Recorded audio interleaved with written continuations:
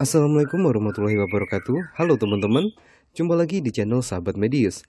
Pada video kali ini kita akan membahas mengenai soal-soal P3K Formasi Kebidanan sebagai persiapan untuk menghadapi seleksi P3K tahun 2022. Soal-soal yang akan kita bahas nanti adalah berdasarkan pengalaman dari teman-teman yang pada tahun kemarin mengikuti seleksi P3K. Jadi kemungkinan besar soal-soalnya akan tidak jauh berbeda dengan soal-soal yang akan diujikan nanti. Sebelum kita masuk ke soal dan pembahasannya, buat teman-teman yang baru gabung di channel ini, jangan lupa untuk dukung channel ini dengan cara subscribe dan nyalakan lonceng notifikasinya agar teman-teman tidak ketinggalan update video terbaru dari channel ini. Dan langsung saja kita masuk ke soal yang pertama. Nyonya Y usia 27 tahun, hamil 37 minggu, datang ke polikandungan rumah sakit untuk memeriksakan kandungannya. Berdasarkan hasil pemeriksaan, didapatkan data, pasien mengeluh sering nyeri kepala, pandangan kabur, udem pada daerah tungkai, tekanan darah 185/115, nadi 92 kali per menit, respirasi 20 kali per menit, suhu 36,7, HB 11,4, protein urin positif 3. Berdasarkan data tersebut, diagnosa apakah yang paling tepat pada kasus di atas? A. Hipertensi, B. Hipertensi gestasional, C. Preeklamsi ringan, D. Preeklamsi berat, atau E. Tanda persalinan. Seperti biasa, sebelum kita masuk ke pembahasannya, di sini kita memberikan waktu teman-teman 5 detik untuk memilih opsi jawaban yang benar.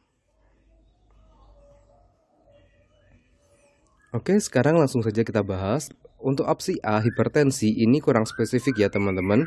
Karena untuk semua pasien yang memiliki tekanan darah lebih dari 140/90 bisa dikatakan hipertensi. Berarti opsi A ini salah. Kemudian opsi B, hipertensi gestasional. Hipertensi gestasional ini adalah hipertensi pada kehamilan yang biasanya muncul pada usia kandungan lebih dari 20 minggu dan tidak ditemukan adanya protein urin. Nah, sedangkan pada kasus meskipun usia kehamilan lebih dari 20 minggu, tetapi ditemukan adanya protein uri positif 3. Jadi untuk opsi B ini juga salah ya teman-teman. Kemudian opsi C, preeklamsi ringan. Nah, tanda dan gejala preeklamsi ringan ini adalah terjadinya hipertensi pada kehamilan, yaitu tekanan darah lebih dari 140/90 dan ditemukannya adanya protein urin positif 1. Pada kasus protein urin yang ditemukan adalah positif 3, jadi bukan termasuk preeklamsi ringan. Kemudian opsi D, preeklamsi berat, ini tanda dan gejalanya mengarah pada kasus ya teman-teman, yaitu sering nyeri kepala berat, tekanan darah di atas 160/110. Nah, di sini tekanan darahnya 185/115.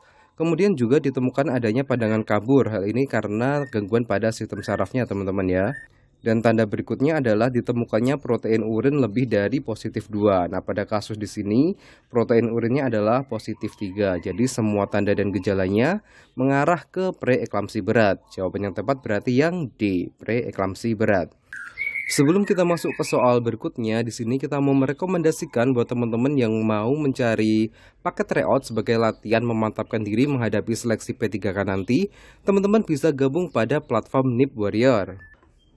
Berikut ini adalah platform dari Nip Warrior, teman-teman tinggal pilih akses produk P3K.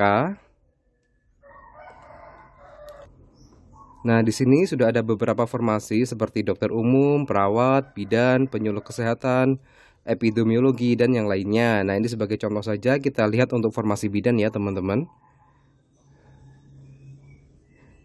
Di sini jika teman-teman gabung pada platform ini, beberapa fasilitas yang teman-teman dapatkan yaitu pembahasan soal bersama mentor di grup WhatsApp, kemudian 13 video pembelajaran kompetensi manajerial, sosiokultural, dan wawancara.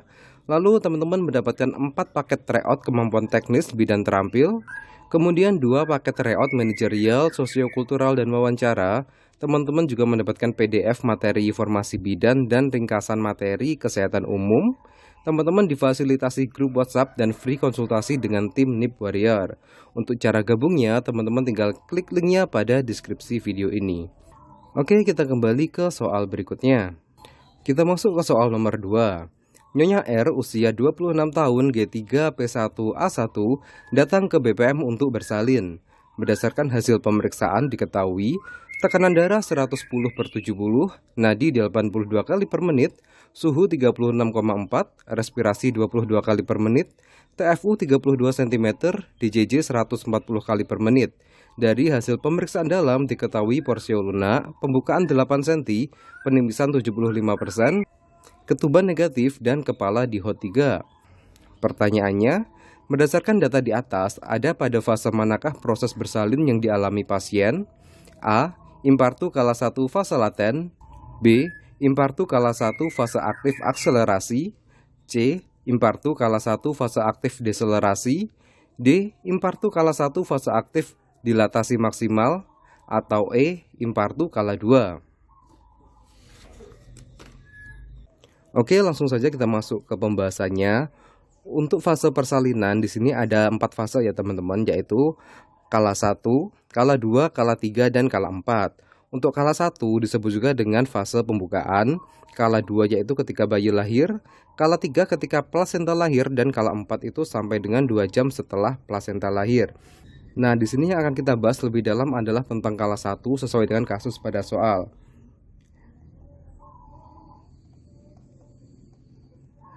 Kala 1 ini dibagi menjadi 2 fase teman-teman, yaitu fase laten dan fase aktif. Untuk fase laten sendiri ini berlangsung kurang lebih 8 jam dengan pembukaan 3 cm. Sedangkan untuk fase aktif ini dibagi lagi menjadi 3, yaitu fase aktif akselerasi, dilatasi maksimal, dan deselerasi. Untuk fase aktif akselerasi ini prosesnya kurang lebih 2 jam dan pembukaannya adalah dari 3 cm ke 4 cm.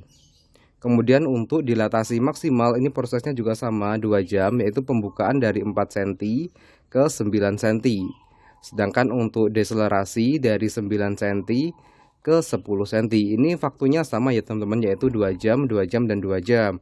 Nah, pada soal di sini diketahui pembukaannya adalah 8 cm. Berarti ini mengarah ke kala 1, fase aktif dilatasi maksimal. Jadi jawaban yang tepat adalah opsi D. Oke, kita lanjut ke soal berikutnya.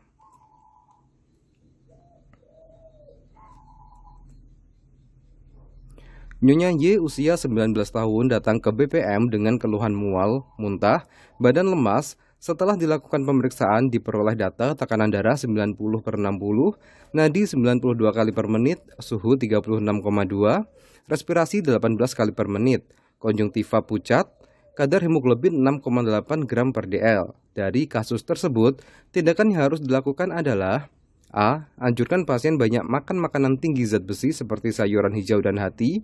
B. Berikan tablet FE 3x1. C. Berikan terapi cairan parenteral. D. Lakukan transfusi darah. Atau E. Rujuk ke rumah sakit.